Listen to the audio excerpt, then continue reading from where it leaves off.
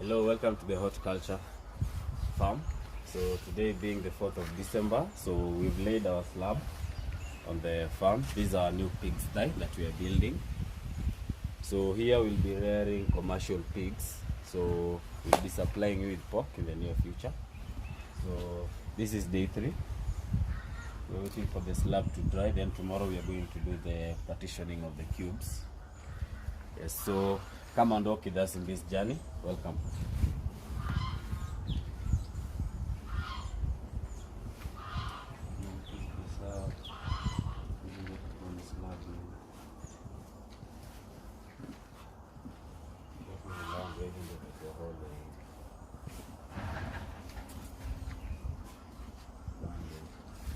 So on this side we'll be putting the piglets, and then on this side we'll be putting the large pigs.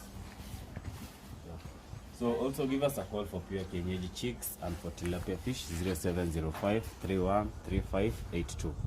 Also follow us on TikTok and YouTube at The Horticulture.